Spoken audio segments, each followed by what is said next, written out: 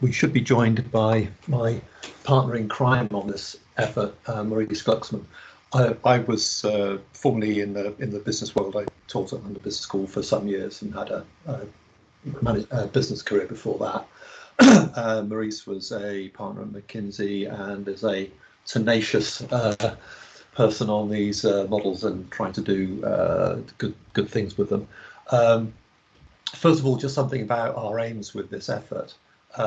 We Maurice, to be fair, recognised pretty early on that these COVID-19 outbreaks are fundamentally local in nature. So national models are always going to be limited in what insight they can offer for people, particularly because the health systems that deal with these outbreaks are also local. So it's the hospitals in the West Midlands, for example, are dealing with the outbreak in the West Midlands region. But we've got a second aim, excuse me, that it is equally important, in fact, even more important for us. And that is that we basically feel that we need to democratise this whole thing. Citizens are basically sitting there being told what to do by scientists and leaders, and they haven't got a clue what's going on or why they're being told to do what they're being told.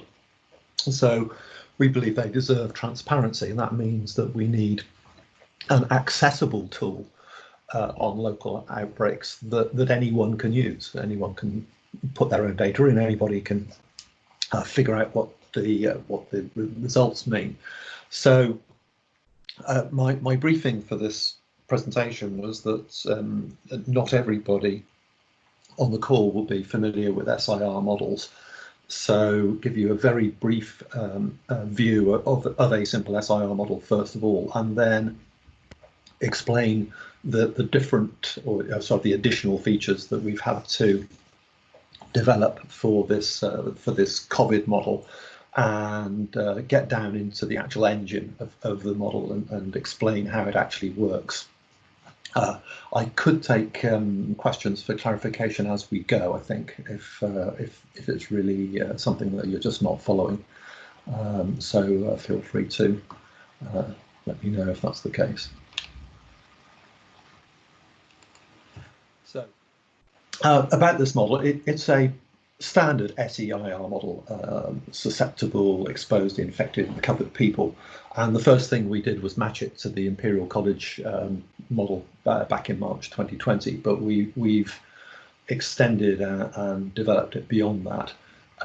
So we've put into that model research evidence on the time distribution of the way things that happen through the infection process. So how long it takes the virus to incubate varies between cases. There are very wide distributions in how long it takes people to recover or to die from the disease. And we've also included evidence for the split of the people who get very mild symptoms to the extent they don't even know they've actually got the disease, and they basically continue normal contact behaviour. People with mild symptoms, and basically that they feel ill enough to stay off work and school, but not ill enough to go to seek medical support, and then severe cases in hospital and care homes. And what that allows us to do is to put realistic levers into the model for hygiene measures like wearing masks, and both voluntary and enforced social distancing and isolation. And with this idea of transparency, all parameters in the model are exposed. Everything is there for you to change. You can change anything that you like in the model. So if you don't like any of our assumptions and you've got better ones, then put them in. Now the critical thing for making this whole thing transparent is that the model unpacks this R ratio, and this is how we explain it to people who've never come across it before. So you imagine that you've got 100 people who are infected, and each of those people meets 4 other people per day, close enough that they could pass on an infection. This isn't specific to COVID. This is a kind of general illustration. So those 100 people have 400 contact events per day. Now, if we say that 10% of those actually pass on the infection, then that would be 40 actual infections per day by those 100 people. But they stay infectious for 6 days. So during the period they are infectious, those 100 people would have infected 240 others. So that gives you the R0 figure of 2.4, 240 divided by 100. But if only half of the people they meet are susceptible, the others being resistant, that brings R down to 1.2. This is basic physics and arithmetic. We're not talking about advanced statistical analysis here. It's a very simple multiplication thing. And the beauty of breaking it out into all of those 5 elements is that every one of those 5 elements is something that we can hit in our efforts to get this thing under control. So hygiene policy, social distancing, isolating vulnerable people, test, trace and isolate, they all affect specific parts of that arithmetic. So here is a system dynamics SIR model, and that link at the top there is a working link. You can actually go and use this model yourself. So sdl.re/SIR, and the way to think about it is that those boxes across the middle of the yellow area are like tanks holding numbers of people, and over time the numbers of people in each of those tanks goes up and down. And it goes up and down because people flow in to the tank from the left and they flow out to the right. So the susceptible tank in the early period there is draining away because people are flowing through that. Maybe I just can point it out here. This flow rate thing here. This is a pipe, and this is a pump pumping people from here to here. So people are filling up this tank here, and then after some time when they recover or die, after they recover, then they flow through this pipe into this group over here of resistant people. And the reason that you've actually got two surges here is that in this scenario we've actually allowed for the disease, whatever it is, to go through some kind of mutation, which means that when that mutation happens, everybody who was resistant goes straight back over here and they become susceptible again. And the green things up at the top allow you to try some things that people could try to get this disease under control. So you can reduce the you can set a level of infected people. So what fraction of infected people triggers you to put in place things to cut the contact rates, so stopping people getting on buses or going to schools, whatever. And the second policy in this case is to start vaccinating when the infected percent, that's this thing here, infected percent of people hit some kind of trigger level. So this may be very unfamiliar to you, but it's not at all scary in reality. Just think of each of these items as being like a column in a spreadsheet, and the top cell of the column has got the name of the variable in it. So I don't know, cell D1 says infected percent of population, and then down the 52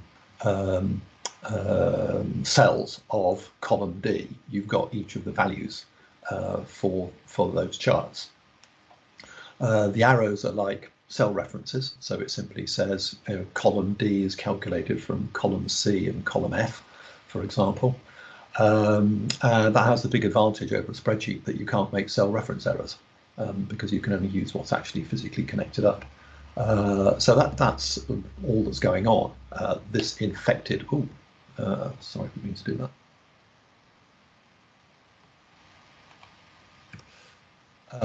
This infected percent of population equals that number divided by that number multiplied by 100. We're not talking about advanced complicated stuff here. Each of the things in this structure is relatively simple. The maths for this bit is just a tiny bit more complicated. It basically says the number of infected people today is the number yesterday plus that number minus that number. That's all it is.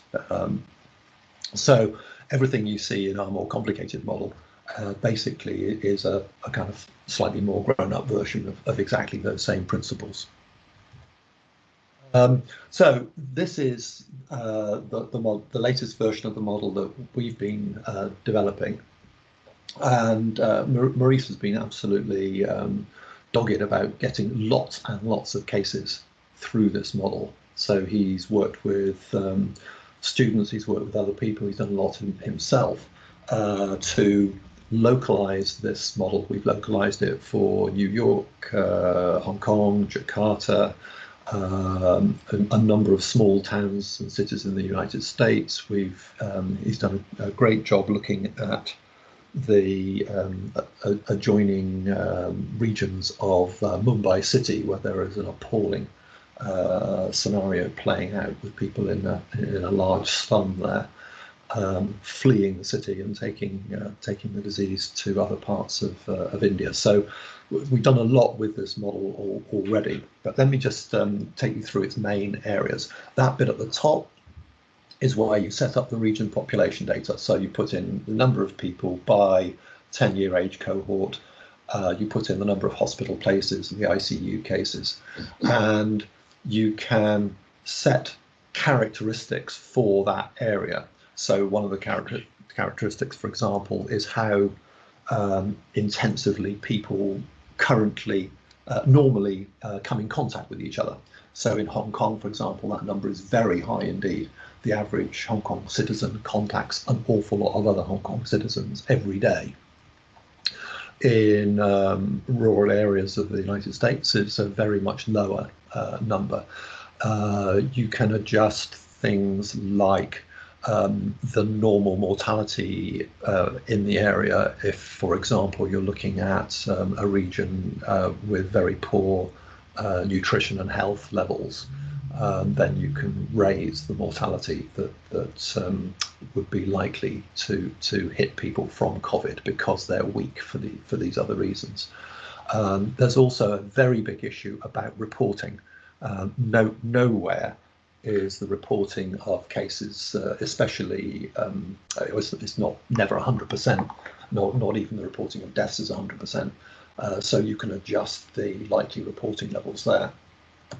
The next area is the SEIR pipeline itself, with the susceptibles on the left and the number of people who died and recovered on the right. I'll say more about that in a moment. The kind of pinky mauve area in the middle is where you set up the parameters that describe behavioral things and describe policy levers. So that's where you put in factors that cause hygiene levels to be increased. So that what that does is it reduces the number of contacts between people that lead to the virus being passed on. There is a voluntary distancing thing, so people actually choose to keep away from other people because they're worried or because they're asked to. There's an enforced distancing there, that's the lockdown thing and the 2 meter stuff and all that.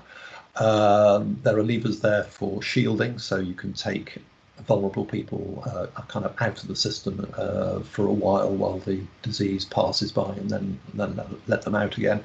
And you can put test and trace in there. So that's what that section of the model does. And this piece at the bottom here, Maurice and I have just spent a kind of jolly half hour this morning fitting this to the latest data for London.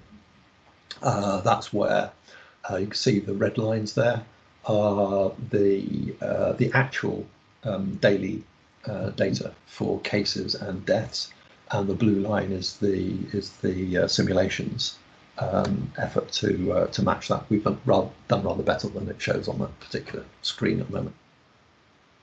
So let's dig inside what the model is actually doing. Up there in the top left, you see there's a pink area at the very top left of that. There's a little box there. That's basically a doorway into the working model itself, where all of the maths gets done. And when you go through that doorway, this is the pipeline piece of the working engine, the engine of the vehicle, if you like. So you've got the susceptibles there, you've got them flowing through into incubating. Now in this case, we've been careful to configure this model so that the probability of an infection being passed on is sensitive to where in the pipeline people are. So this is an incubating stage, which is really quite short, we understand, where you don't pass the virus on. And the next stage along is the pre-symptomatic stage, which is also quite short, but again, people reside in there for varying lengths of time. But in there, you actually can pass the virus on. And because you don't know you've got it, you carry on with your normal contact behavior. So you go to work, you go to school, you meet people just as you always would. So that's a really important feature of this particular disease. The epidemiologists we've been checking our work with tell us of other kinds of diseases where basically in that stage you're not infectious, but in this particular case you are. Then another nasty feature of this thing is that there are various stages of being infected here, and the one at the top is that you have such mild symptoms that you don't change your behavior. We have data from Wuhan, from Iceland, and from various other places that suggest that could be as high as 85 to 90% of cases. Then over to the right-hand side, those pipes going out to the right basically take people away to join the tank of people who've recovered or have died. The arithmetic is, I'll say a bit more about the arithmetic in a moment. And the highlighted pink item on the left there, it's highlighted because that's a number that you remember I showed you the overview model. Well, that overview model basically sends numbers into the engine and tells the engine what to do. So that's where those items are. So how do the numbers work?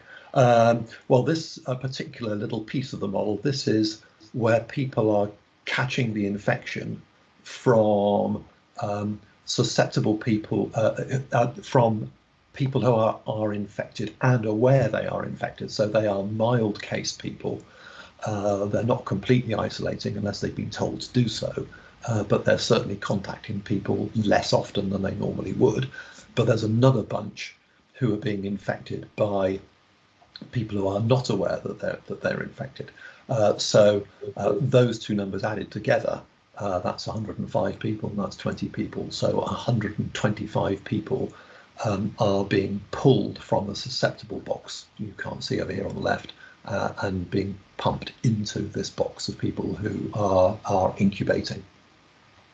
So that's what I mean by saying, think of these as being a column in a spreadsheet, and those link arrows are the cell references, and this is the maths here, right? Total newly infected equals newly infected by aware cases plus newly infected by unaware cases. And that is actually the formula inside that object. It's not kind of $24 multiplied by $37, and it's certainly not some complicated differential equation thing or statistical function. It is basic arithmetic. Those items, those kind of isolated circles that you see around the place are just normal calculations.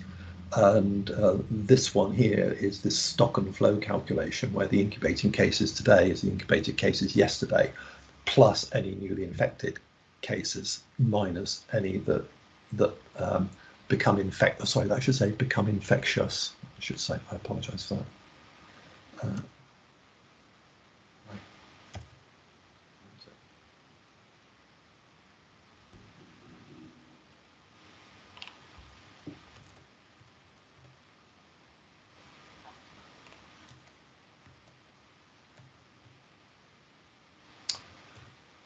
Okay, so that's basically how the model gets constructed. You add items essentially one at a time, and always have time charts of real data in the model.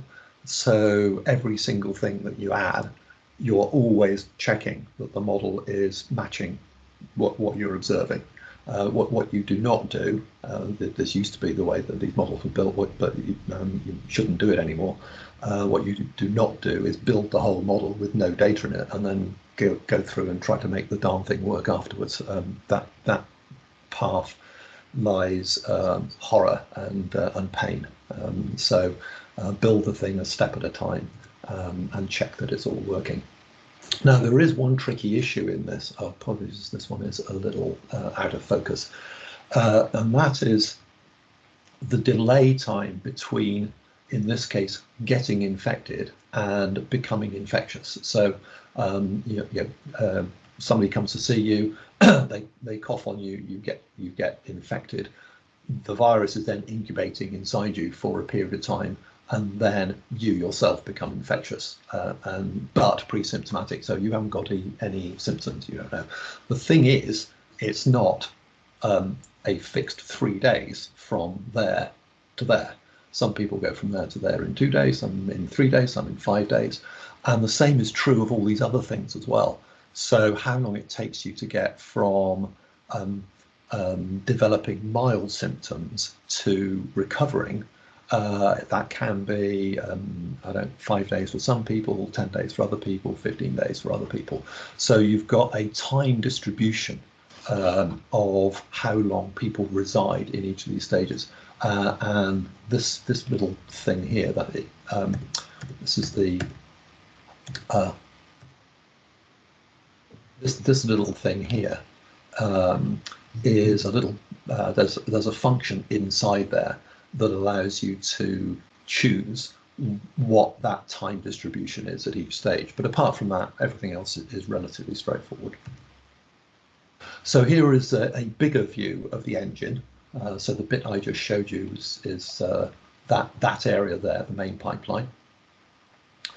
And the area on the top right there is test and trace. And basically what that does is it pulls people out of these boxes here. So anybody who is circulating in the general population, so they're not in hospital and they're not isolated, you carry out tests on those people, and if they test positive, then they're asked to isolate. And some of those people then tell you about other people who they've contacted, and you go and test them, so they might get added to this as well. And then after a while, they recover and they don't go back and join the sick people down here. They go off to the side. That's the test and trace area. This is the area where you shield vulnerable people. So you basically take people who are susceptible, you take them out of there into a kind of parking lot for a period. And then after the danger has passed, you let them back in again. This area at the lower right is in the yellow sections is the actual cases themselves. Now, these are severe cases, and there is a fraction of severe cases that, for voluntary reasons, do not go to hospital. They stay at home. So this would largely be people in care homes, where the medics basically advise people that they're not going to be any better off if they go to hospital than if they stay where they are. Their chances of dying are quite high, of course, tragically, but there is a fraction of severe cases that do not go to hospital. If they go to hospital, then they come into a general ward, and if they get really sick, they go into ICU, and after a while, if they recover from there, they go back into the general ward, and they either recover or die from the general ward, or they die from ICU, or they go back to the ward. And this little section down here simply says, has the hospital actually got enough capacity to take the fraction of people who should go to hospital? And if that's not the case, then a larger fraction stay here and stay at home or in their care homes. And again, there's a bit off to the right which simply adds up all the people who've recovered and all the people who've died. So here's some result. Let me just show you the model itself, if I can find that. So here is the model, and this is the overview screen that I was showing you about. There's the doorway through to the engine room there. Here is the little lookup table that says how many people. 0 here is 0 to 9-year-olds, 1 is 10 to 19-year-olds, 2 is 20 to 29-year-olds. So this is the age profile of London in people. So that's the London age profile. That's the London hospital beds and intensive care units. That's the opening up of the what's it called, the Nightingale thing. A big jump in hospital capacity. And over here are all the values for contact rates and so on for London. And what you can do over on the left-hand side is you can set up scenarios that simply push different assumptions through the model.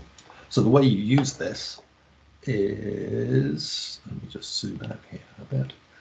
Step 1 is you do all this stuff to set up the model so that it looks like your region, your city, your town, your rural area, whatever it is you're looking at, or your country, if your country is a contiguous area. And you get that set up with values that look right from what you know about your area. What you then do down here is set up the red lines here in that chart here and in that chart there and that one and that one. Those red lines are actual data, so that is actual new cases per day in London from mid-January to a couple of days ago. This is the cumulative confirmed cases in London over the same period. And the model itself actually includes an allowance which you can set for the likely underreporting of that. So we know that very small fraction of mild cases will ever get detected and confirmed. This one here is the daily reported deaths number for London, and that's the cumulative of those. In the case of the deaths, we've actually uprated those numbers because we've got pretty good information from the ONS now about the additional number of deaths that don't get reported from the hospital system. So we've uprated those numbers there. And then you simply change any number that you want to change. So let me just show you. Here is this particular time series is the degree to which it is likely people reduced their personal contact behavior because they were scared, basically. So this is people becoming more scared over the March to April period, and there's a belief that they stay kind of scared to that degree, but maybe they get less scared and go back up here. Then this next one down is the enforced distancing. So this one overrides the voluntary distancing if it's lower. So basically how much the contact rate between people is reduced is the lower of the voluntary reduction in contact rates and the enforced reduction in contact rates. So this one, for example, we can just run a test to see what would happen if we released the lockdown. So this is lockdown. So lockdown has reduced contacts between people to less than 10% of normal. So just keep an eye on these charts while I change that assumption. So this is, can I actually do this? Let's try that again.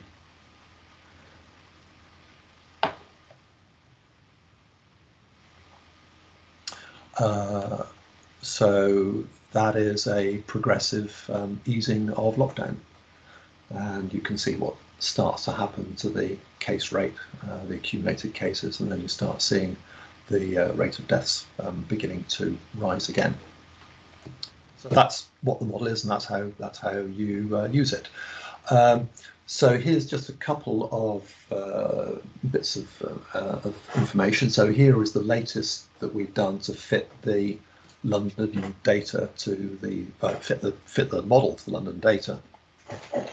And don't be too wowed by the fact that the blue line matches the red line so precisely. Anyone who's worked with these models will tell you it's pretty easy to get the wobbly lines to match each other. The critical thing is, are they matching each other for the right reason?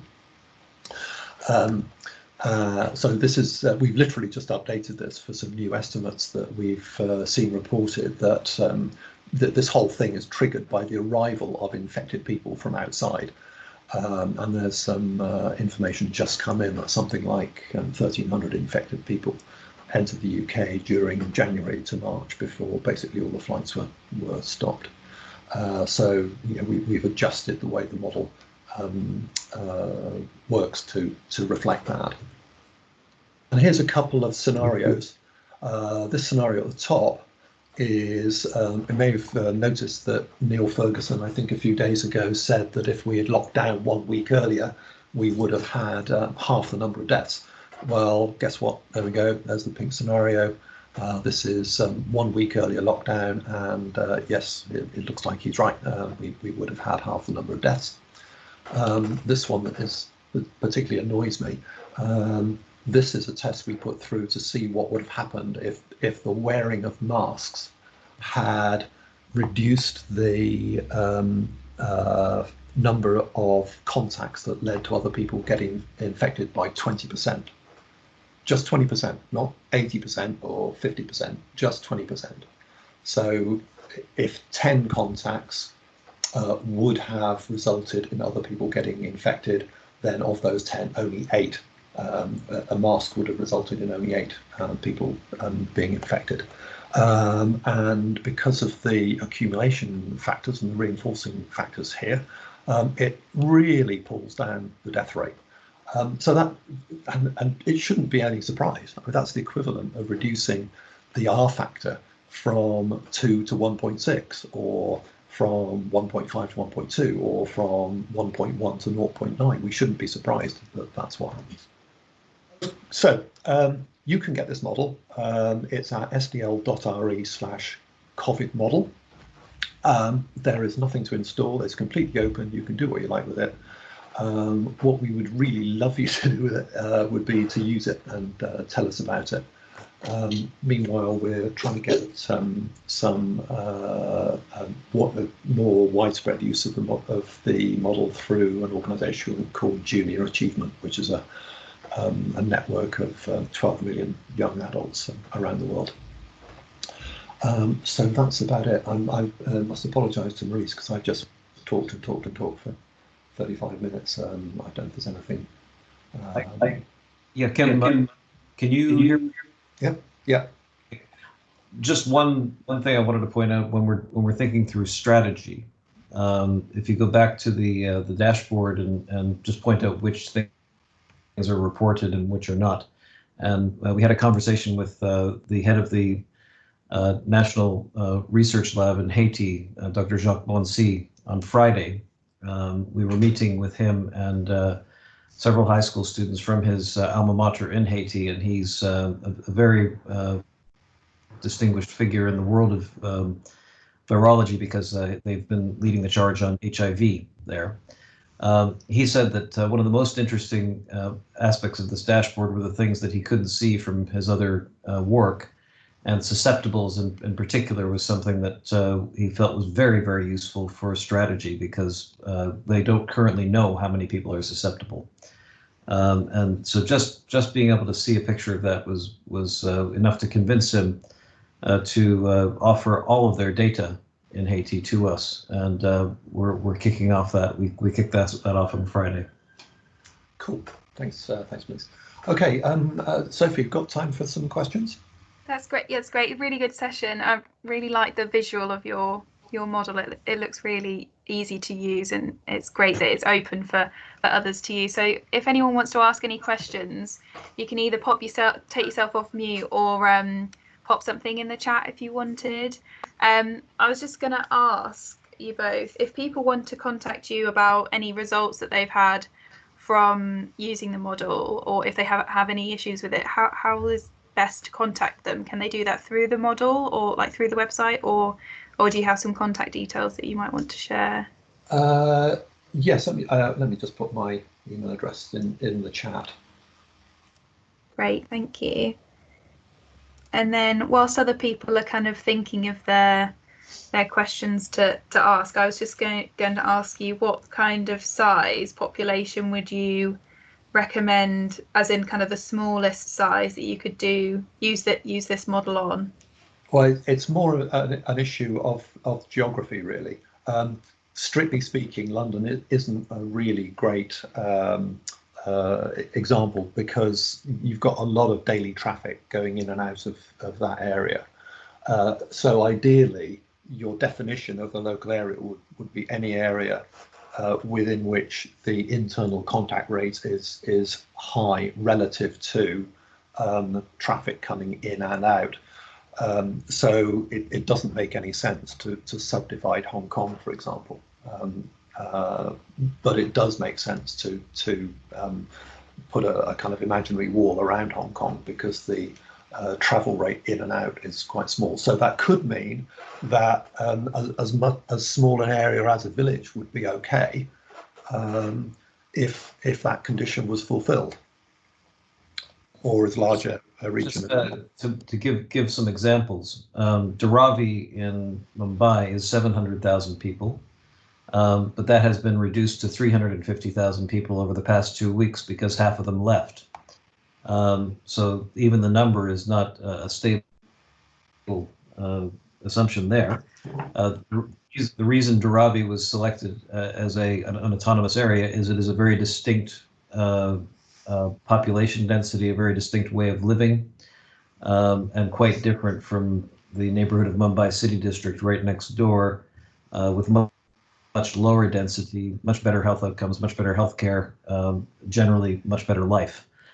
So it's not just geography, it's also your judgment about the conditions within the area being fairly homogeneous amongst the population across all aspects. I'm just seeing a comment from Andrew Barraclough suggesting it might be useful to collate through FutureNHS the local areas where it's being tried out. We can certainly do that. I would say, though, that almost all of those areas are not UK. We've had very little interest, very little uptake in this in the UK. Don't know why. We've told lots of people about it. If anyone would like to localize it for the UK, it's very easy to do. If you do that, just save the thing with a different name here. Save the project, give it the name. So regional COVID model Birmingham, or Cornwall, or whatever it is. And the way it works is you set up something called a share link. So there's a sharing button down there, and you simply set up that. You simply create that link with a single button, copy that link, and post it. That's all you have to do. So if anyone on this call would like to do that for any area in the UK, we would be delighted. And as Andrew suggests, put that up on FutureNHS. I'm not entirely certain how the technicalities of how that works, but I can ask Simon at FutureNHS how best to do that. That sounds great. I think that would be really helpful for people to kind of see other areas that have used it in the UK, so they can kind of learn from each other. I think that's really good idea, Andrew. If anyone's got any other questions, they can come off mute, or like I said, there's another question just come through. Can you see the chat, Kim? I can only just see it because the scroll bar is right off the edge of the screen, and I can see. I think I see most of the question. It says some of the parameters are more epidemiological, clinical. So good to see what the evidence is for those who can. Okay, yeah. So we've picked up all the evidence that we can for those. As you will know, there are lots of conflicting estimates for many of those factors. But they are all explicit in the model. So if you have better evidence for any of those, then you're perfectly able to change those estimates. As I say, the main tricky one is that time distribution of how long people spend in each stage. That the two items in the R calculation that operate as a bit of a seesaw are the contact rates between people and the fraction of those contacts that result in the virus being passed on. Basically, if one of them goes up, so basically, if you get a result that looks like it matches very well, but one of them is too high, then the other one's got to be too low. It's basically a trade-off between those two things. Yeah, so yeah, good question. And we would be very happy actually if any epidemiologists who really know better than the sources we've been using would like to let us know if they think we've got something wrong or that there are better values that we should be picking.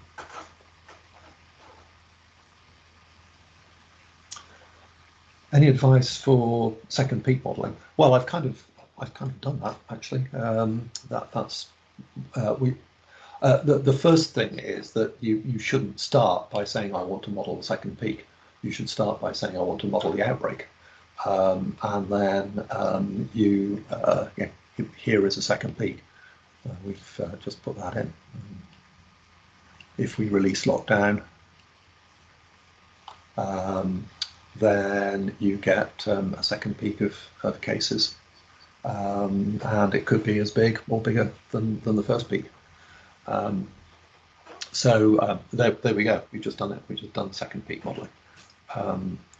It's going to, if it's going to happen, it's going to happen because those parameters in the R equation get increased, so that R goes back up again.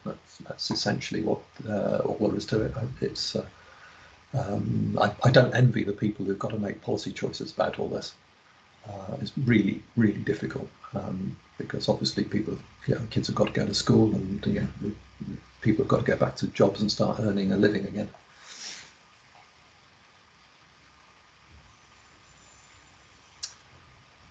Anything else? Kim, sorry, go. I was just going to say, for the epidemiologists in the call, and one of the useful things about working with this model is that you learn how the incidence of cases that are coming out relates to the deaths and how they flow through that chain that Kim has showed you, and it shows you a lot of things that are invisible, like for example in the charts that Jim has on the screen right now, you can see the total currently infected. There's a lot of debate about exactly how big that number is. We use the Wuhan proportion, which is 85% are too mild or asymptomatic to actually report, and you can see the confirmed new cases is a tiny number compared to the total currently infected.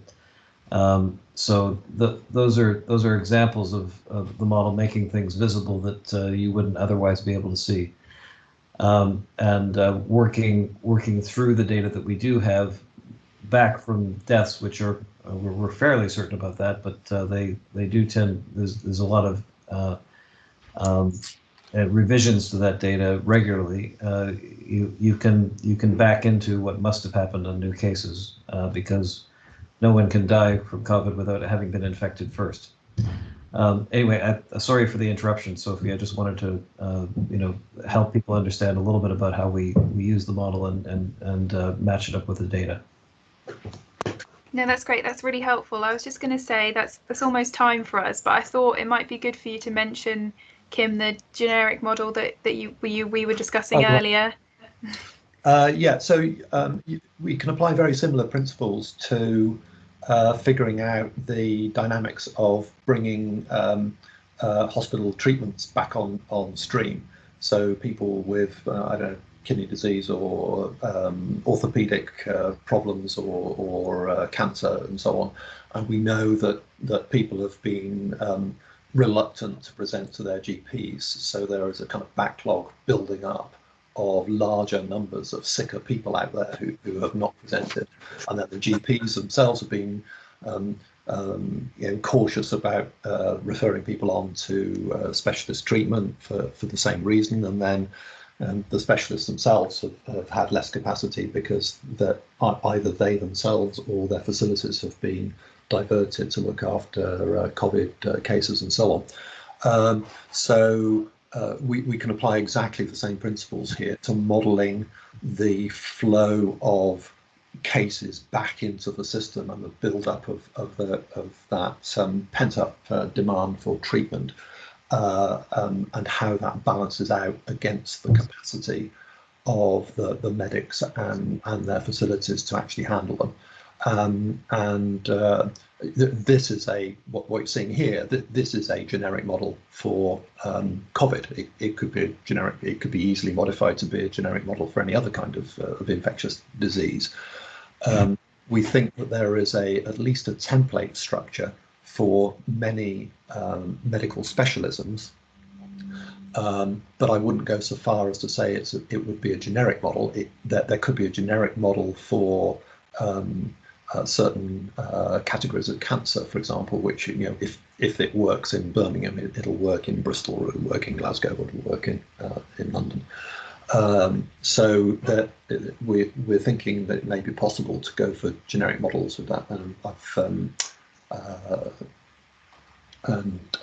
Mike Woodall in the Midlands strategy unit is actually starting on one of those models right now.